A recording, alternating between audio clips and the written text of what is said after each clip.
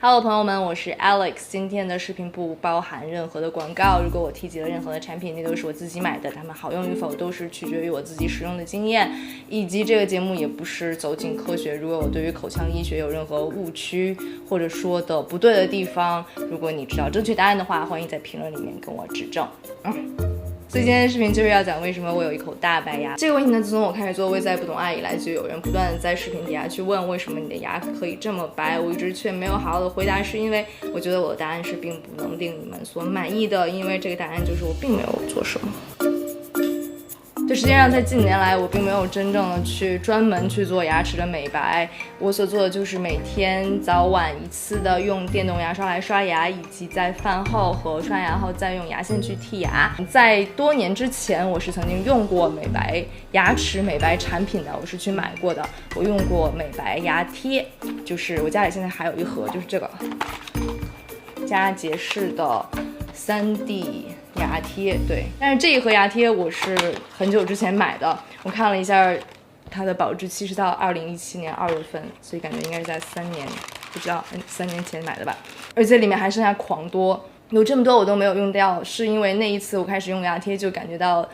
牙齿特别的敏感，然后觉得特别酸到就你有点烦躁的那种，所以既然它一直这么酸的话，我就没有再用它。这可能是我人生中买过的第3盒或者第4盒牙贴，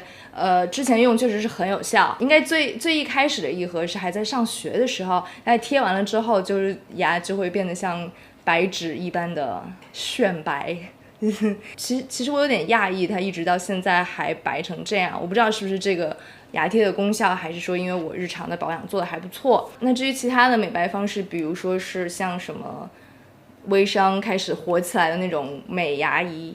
是叫美牙仪、洁牙仪、美牙仪，对，美牙仪和医院里面的美白项目我都没有尝试过，但是它们和这个牙贴其实是一个原理的。对，就像这个牙贴里面的这种凝胶一样，他们用的是同样的解决方案，就是说用过氧化氢这么一种化学物质，它是一种活性非常强的过氧化物，然后就是要把你牙齿表面的色素给氧化分解掉。过氧化氢如果你去染过头发就知道，就是如果你头发要漂的话，先漂的时候它的漂发的那个膏的成分就是过氧化氢，也是它要分解掉头发上面的黑色素是一样的。那牙贴和美牙仪和去医院的区别就是它里面的这个化学成分的强度是不一样的，因为它如果过强的话会对你的身体是有害处的，所以呢像超市卖的这种大家唾手可得的是最安全的，也就是说它的过氧化物的含量是最低的，然后其次就递增，直到如果去医院专门做美白牙齿的话，那个应该是强度最高的。那美牙仪它的一种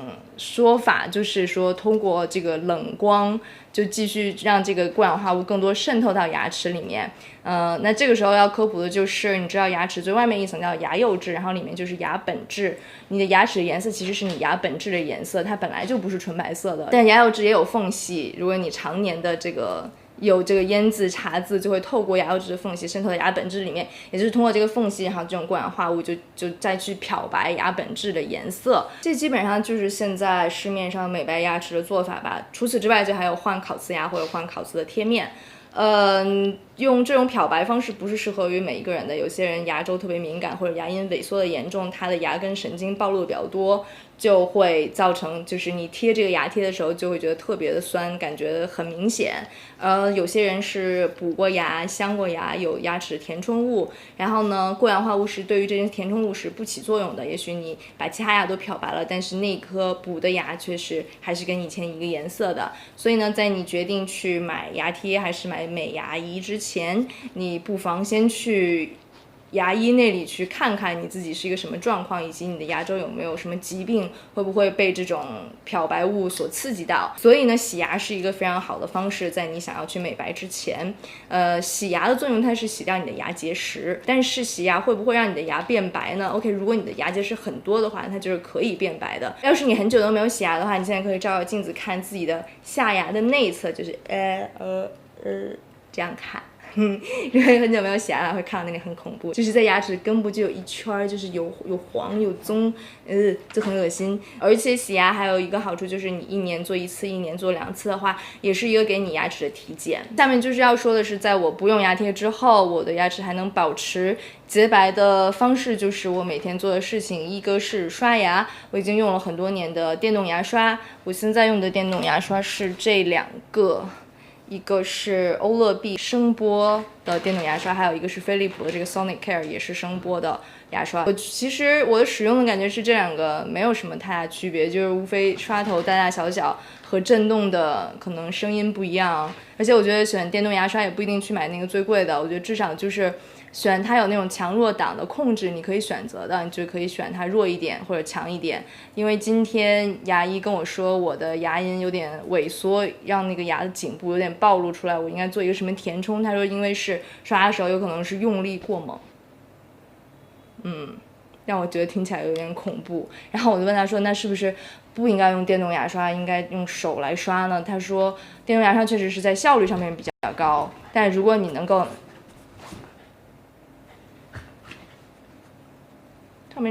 如果你能用普通的牙刷，也能把自己牙刷得很好的话，当然也可以。